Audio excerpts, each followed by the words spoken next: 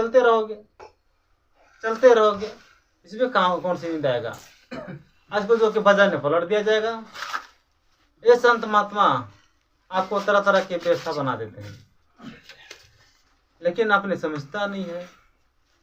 तो ये सब जो व्यवस्था जब हम लोग को बताया गया, ये कहीं ना कहीं रस छिपा हुआ है, क्योंकि झारखंड का ही आज झारखंड में ही नाम हो रहा, झारखंड के द्वारा ही काम हो रहा है या होगा। इसलिए झारखंड के व्यक्तियों को अवसर प्रदान हुआ है, मौका दिया गया है कि बच्चा झाड़ी में ही तुम्हारा रस छिपा हुआ है। तुम हर प्रकार की सफाई कर रहे हो, तो इसको उत्तर प्रदेश को भी सफाई कर दो। उत्तर प्रदेश में भी तुम्हारा ही का हाथ रहे। यहाँ की जो कचरा है वो झाड़ी नहीं, क्योंकि मतलब कचरा हम लोग साफ कर रहे हैं। जितना लोग काटेंगे उतने कचरा साफ हो जाएगा। लेकिन इतना कलयुग की छठे छिटके जीव की बोली भाषा को समझते नहीं है, सेवा से भागते हैं, मुकरते हैं। अरे हमसे सेवा नहीं होगा, हम नहीं कर पाएंगे, चल नहीं पाएंगे। अरे यहाँ ऐसे लोग सेवा कर रहे हैं, डीएम एसडीएम जो तुमको खरीद लेगा, वो भी श्रमदान सेवा कर रहा है। अब बात तो सही हमने देखी थी, वही मट्टी सेवा कर रहा है। तो प्रेमियों, तुम सेवा से वंचित मत हो, सेवा से मत भागो, क्योंकि सेवा कलयुग में प्रधान है। इसीलिए तुम 1 रुपया 2 रुपया तन मन धन से सेवा तुम कर लो, क्योंकि अब इतिहास आपके सामने खड़ा होने जा रहा है। सतयुग आपके सामने दिखाई देंगे। इसीलिए अब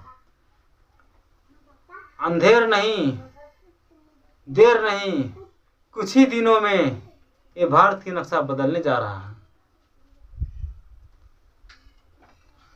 आज हम सबको अपनी पहचान, अपनी संस्कृति, अपनी सभ्यता में हमको आ जाना है।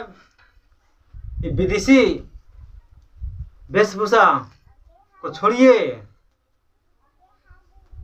क्योंकि अपना जीवन से मोह रखिए, क्योंकि बार बार ये मिट्टी, ये मनुष्य शरीर जो है बार बार नहीं मिलता। ये करोड़ों तपस्या, करोड़ों पुण्य, करोड़ों सेवाएं कि जब पुण्य एकत्रित होता है तब बड़ी भाग से मनुष्य शरीर मिलता है। एक परमात्मा की बनाई हुई, कम से कम तो डरो।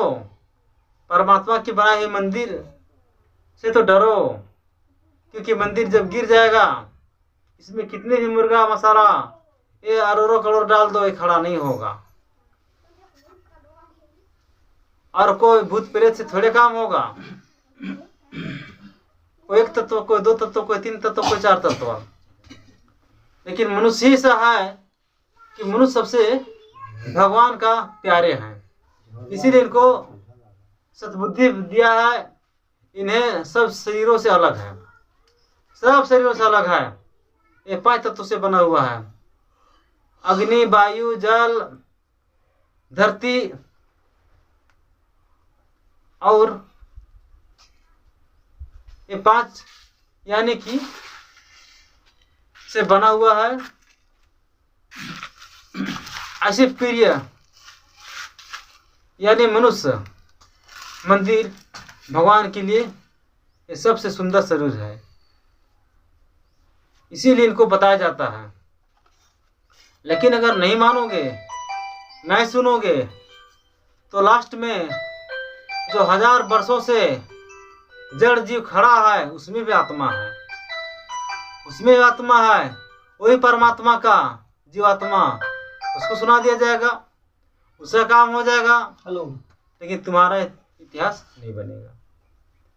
इसलिए इतिहास बनने जा रहा है, इतिहास दिखाने जा रहा है।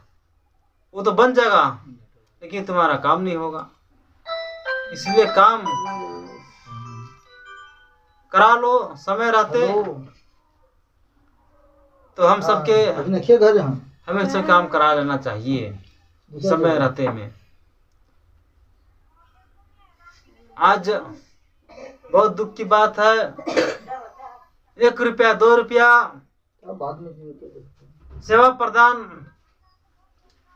नहीं कर पाते हैं, न श्रमदान सेवा कर सकते हैं, बल्कि इतना पढ़ाने लिखाने बताने समझाने के बावजूद भी हम आप जो है कि कर्जा का भागीदार बन जाते हैं, बन रहे हैं। जो पहले से हमारे ऊपर आपके ऊपर चढ़ा हुआ है उसको तो उतारे नहीं है और ऊपर से कर्म कर्जा चढ़ा रहे हैं। अरे किसी एक दाना आने में कितना मेहनत लगता है, कितना मेहनत, और उसका उन्होंने खा लिया और बदले में उन्हें कुछ नहीं किया, ना भजन किया, ना ध्यान किया, ना सुमिरन किया, ना सत्संग किया, कुछ नहीं किया, तो कर्म कर्जा चढ़ गया। नारद के इतिहास को पढ़ लिया होता तो गलती नहीं करता।